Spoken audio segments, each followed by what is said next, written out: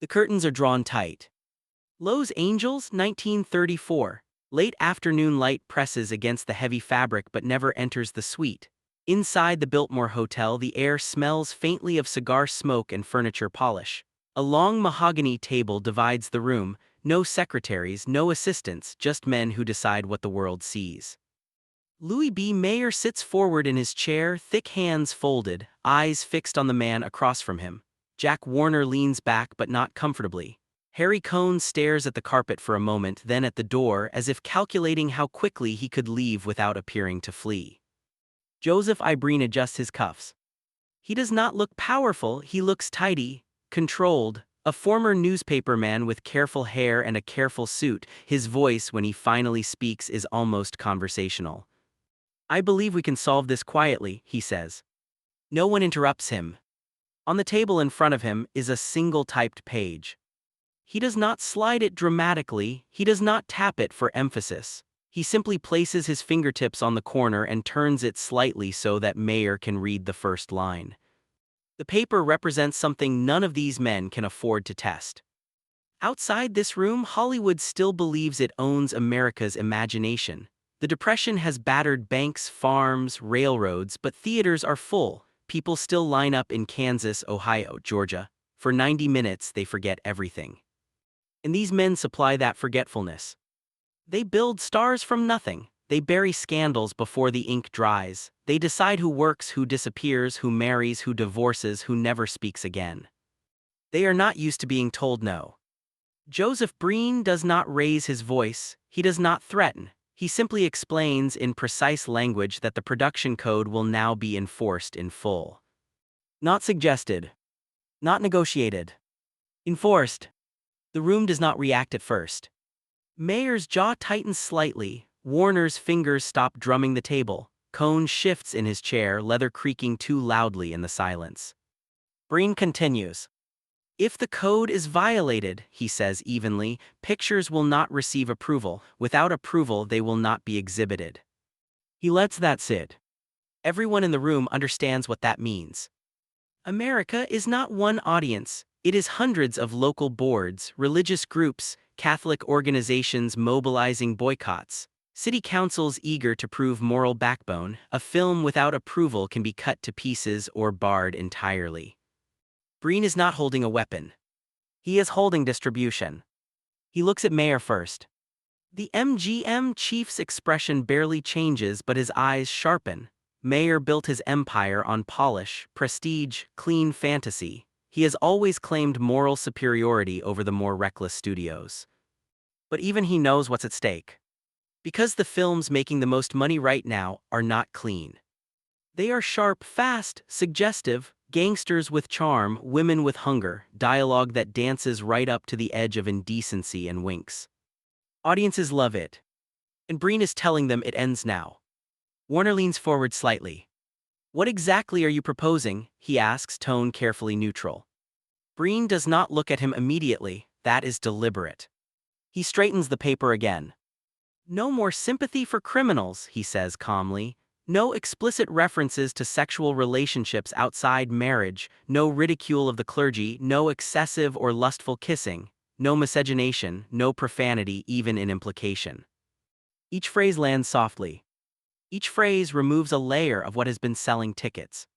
Cohn lets out a short breath through his nose, not a laugh, not quite frustration, just calculation. Because this is not about art. It is about control. And for the first time in years, someone else is asserting it. Breen's authority does not come from police, it comes from pressure. The Catholic Legion of Decency has been organizing quietly, parish by parish, pledge by pledge, millions promising to avoid immoral films. A coordinated boycott could cripple revenue in entire regions. Breen represents that threat. But he never says the word boycott. He doesn't need to. He looks around the table, measuring the silence. "I assure you," he adds almost gently, "this will protect the industry." Protect. That word hangs heavier than the rest. Protect from what? From government intervention, from federal censorship, from moral panic turning into legislation. From Washington deciding that Hollywood cannot regulate itself. The moguls understand politics, they survived Wall Street's collapse, they know when the tide shifts. But they are not used to being cornered in their own city. Mayer's voice when it comes is low. And if we disagree? It is not a challenge, it is a test. Breen meets his eyes for a long moment. Then your pictures will not be approved. No emphasis, no smile, just certainty. The room stills completely. Because Breen is not bluffing. Earlier that year, several cities had already begun banning films outright. Baby face, red-headed woman, gangster pictures accused of glamorizing violence. The headlines were turning, clergy were speaking from pulpits. The public mood was shifting from fascination to suspicion. And if that suspicion became law, the studios would lose far more than risque dialogue. They could lose autonomy. Warner glances at Mayer, Cohn watches Warner, a silent chain of eye contact. No one wants to be the first to yield. But no one wants to be the first to defy him either. Breen adjusts his tie. There will be an office, he continues. Scripts submitted in advance, completed films reviewed before release, cuts required where necessary. Scripts in advance. That is the quiet earthquake. It means oversight before a single frame is shot. It means storylines altered at conception. It means endings rewritten to ensure criminals suffer and virtue prevails. It means the illusion of danger without the danger. The illusion of desire without the heat. Mayer's fingers press into the table. He knows what audiences crave, he knows how quickly tastes shift. If the films become dull, attendance drops. If attendance drops, stockholders panic, contracts collapse. But if Catholic parishes organize nationwide condemnation, attendance drops faster. This is not a moral argument. It is arithmetic. Breen senses the hesitation. He offers one final sentence. We would prefer your cooperation. Prefer. The implication is obvious. Cooperation keeps this internal, refusal invites outside forces. Government hearings. National scrutiny. Federal censorship boards.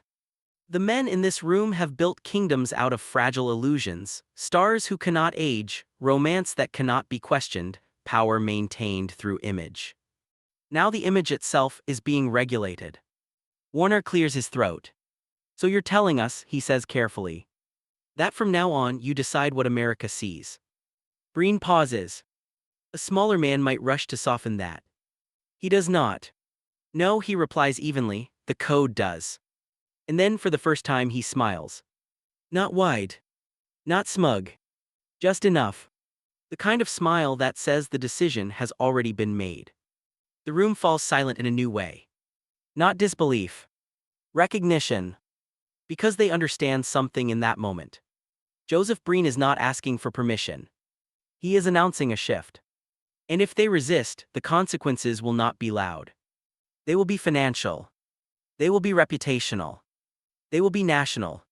No shouting follows, no slammed fists, just the slow recalibration of power. Mayer leans back. Warner stops moving entirely. Cohn looks down at the paper again. The sun outside is fading, but inside the suite nothing changes. The curtains remain closed. And in that dim room, without a single raised voice, Hollywood's freedom narrows by a fraction. A small fraction. Small enough that, for now, they can pretend it is temporary. But everyone at the table feels it. The grip tightening. And none of them know yet how permanent it will become. The meeting does not end with a handshake. It dissolves. Chairs scrape softly against carpet, cigars are relit. No one says yes, no one says no, but when Joseph Breen leaves the suite he carries no uncertainty with him. He already knows what they will choose. Because he understands something the moguls pretend not to, fear spreads faster than glamour. Within weeks, the Production Code Administration Office is formalized under the Motion Picture Producers and Distributors of America. Breen is placed in charge. It sounds administrative. Clerical. Temporary. It is none of those things. Scripts begin arriving at his desk in stacks. Comedies, melodramas, gangster pictures, musicals, every story must pass through him before cameras roll. The first few submissions test him. Writers assume this is negotiation theater. They adjust a line here, soften a phrase there. They expect the old system of compromise, a wink, a minor trim. Instead, pages return covered in precise objections. Adultery must not be presented attractively. Crime must never appear justified. The sanctity of marriage must be upheld. No inference of sexual perversion. The tone is polite, the implications are absolute.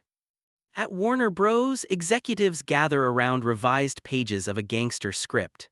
The hero, originally charming and witty, now must be visibly punished by the final reel. His death cannot be tragic, it must be instructive.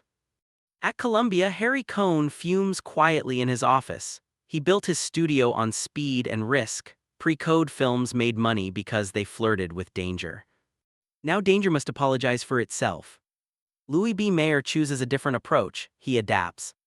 MGM pivots toward prestige pictures, lavish sets, moral clarity, romance wrapped in elegance rather than appetite. If Breen wants virtue, Mayer will give him virtue with polish. But even Mayer feels the constraint tightening. The real shift is not in finished films. It is in conversations. Writers begin censoring themselves before the script is typed. Directors avoid certain angles, actresses are coached differently, wardrobes are adjusted, kisses shortened by seconds, beds replaced with twin frames. The tension moves upstream. And Breen watches it happen without ever stepping onto a set. He does not need to. His office becomes a quiet checkpoint between imagination and projection. Each approval certificate carries weight. A small seal, almost forgettable, but without it, a film cannot be distributed widely. Without it, exhibitors hesitate. Without it, regional boards feel emboldened to ban. The moguls test him once more. A romantic drama pushes boundaries in implication, nothing explicit, just suggestion, subtle glances, a line delivered with heat rather than innocence. Breen denies approval. Not angrily. Formally. The studio hesitates, the release date looms, money already invested, contracts signed, advertising prepared. For 3 days, the executives debate whether to release it anyway.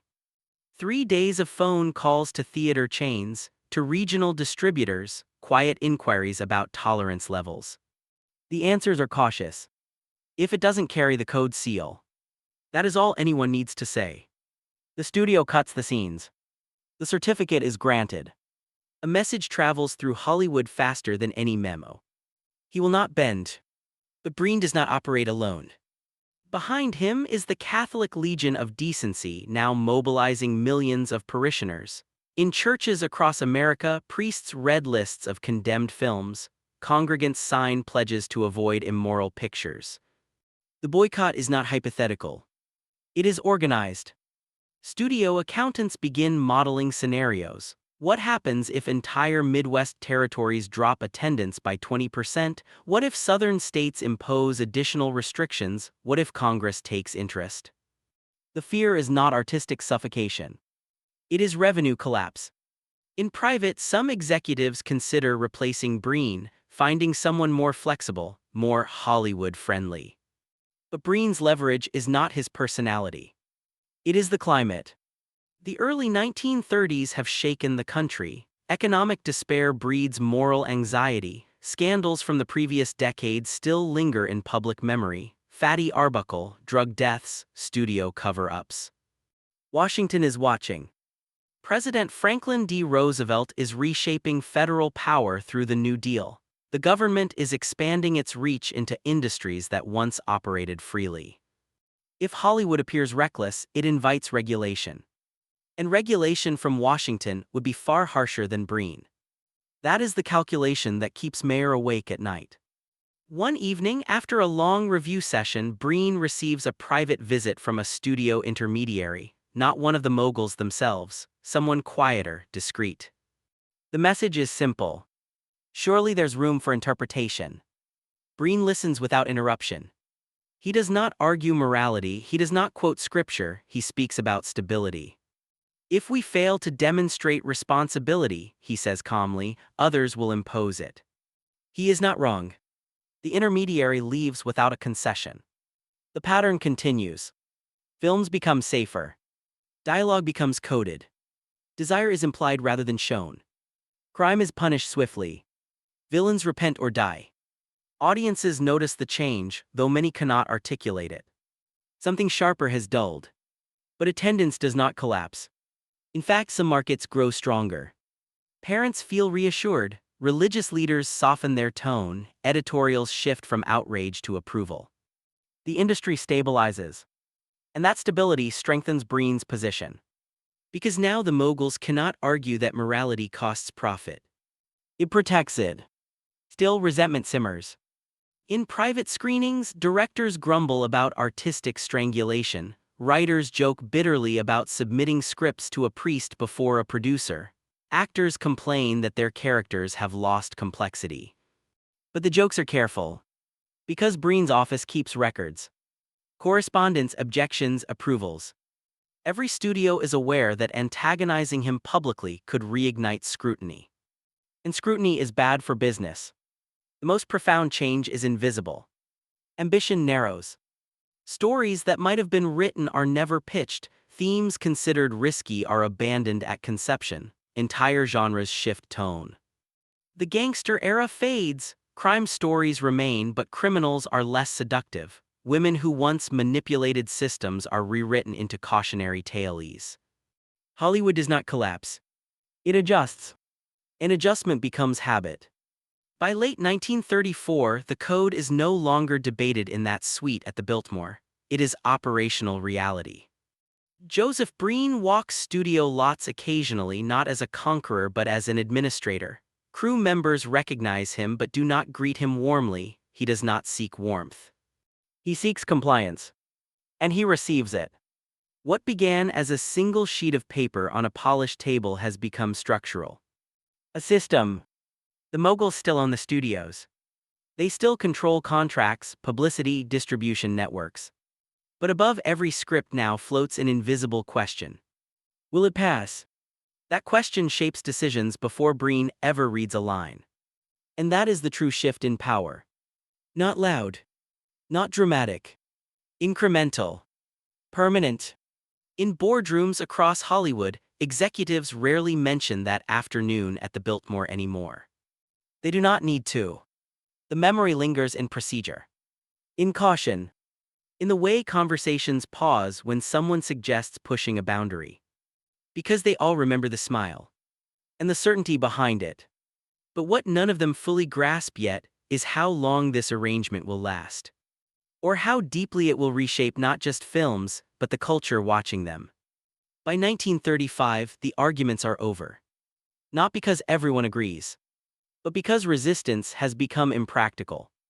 The code seal now appears before nearly every major release. A small certificate, clean, official, almost forgettable to audiences who barely glance at it before the lights dim. But inside the studios, that seal dictates tone, structure, endings. It dictates imagination.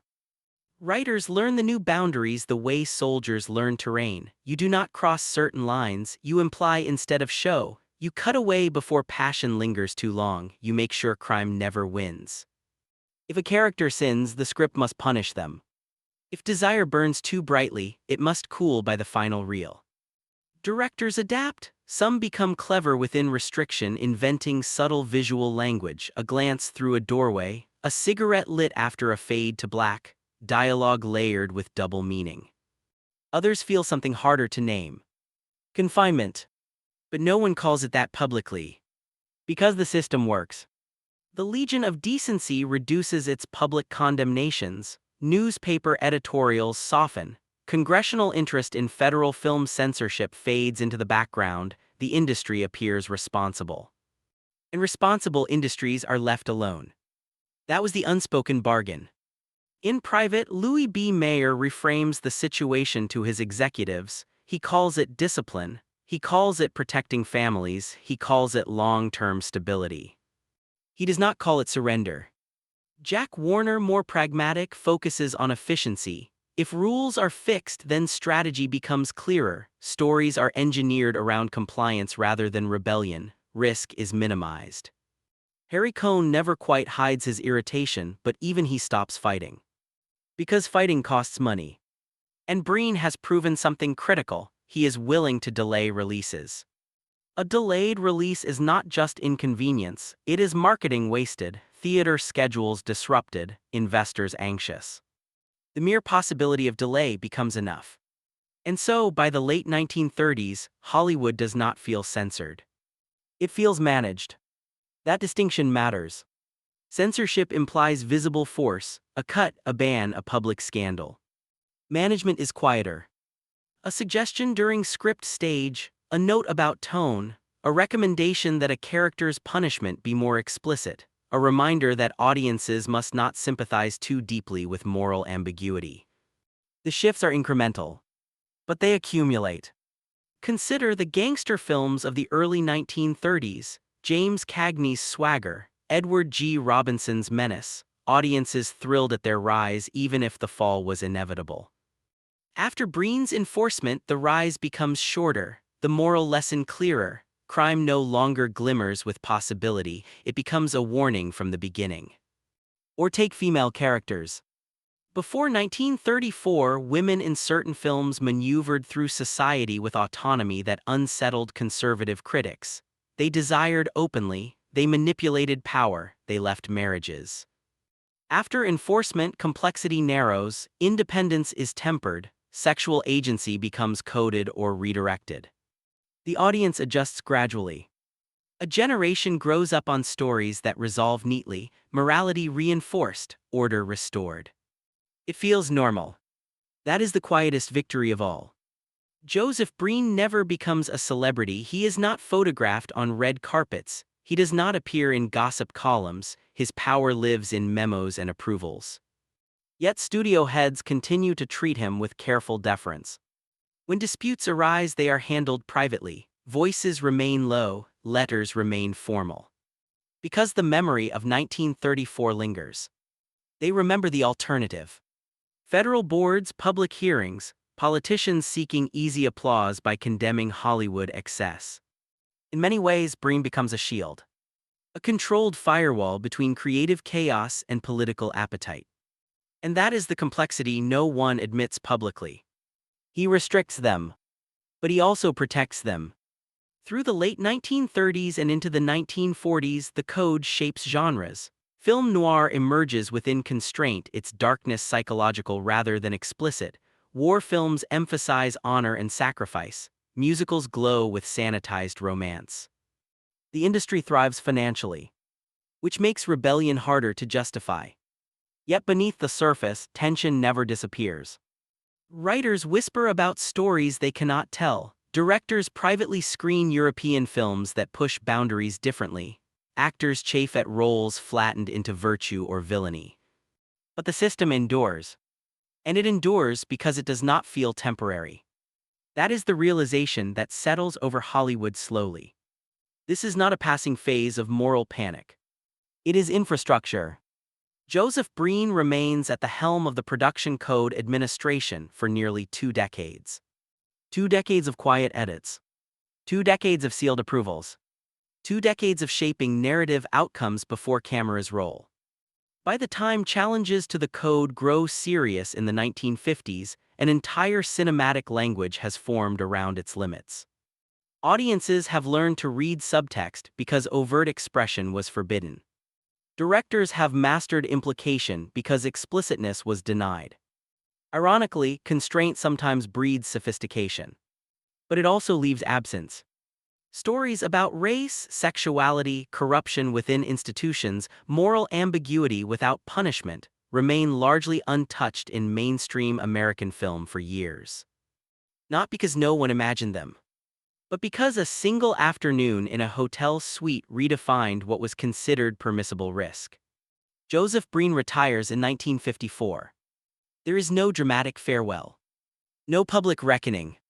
The code itself begins to weaken not long after, eroded by court decisions and changing social tides. By the late 1960s, it is replaced with a rating system. The seal that once determined existence fades into history. Yet the habits it created linger far longer. When historians look back, they often describe the production code as censorship, a moral clampdown, a conservative reaction to excess. All true. But what they rarely emphasize is how it began. Not with a public crusade. Not with police intervention. But with a meeting. A quiet room in Los Angeles. A typed sheet of paper. And a man who did not need to raise his voice.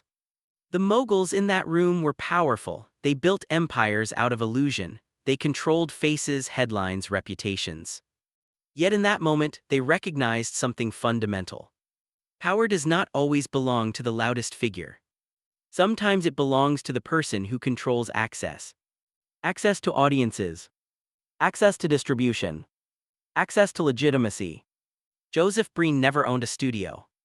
But he controlled the gateway between film and public. And once the moguls accepted that gate, they rarely tried to break it. The haunting part is not that Hollywood was censored. It is that Hollywood agreed. Quietly, calculating that controlled restriction was safer than uncontrolled freedom. The curtains in that Biltmore suite eventually opened, the men walked back into sunlight, deals continued, cameras rolled, stars smiled. Outwardly nothing collapsed. But from that day forward, every story passed through an unseen filter. An unseen pause. A silent question hovering over every script. Will this be allowed? And for 20 years, the answer did not belong to the men who built the dream. It belonged to the man who smiled and waited for them to stop talking. The industry moved on. The seal disappeared. But the memory of how easily power shifted in that room remains a quiet lesson in Hollywood history. Control rarely arrives with noise. Sometimes it enters politely, sets a page on the table, and changes everything without anyone daring to raise their voice.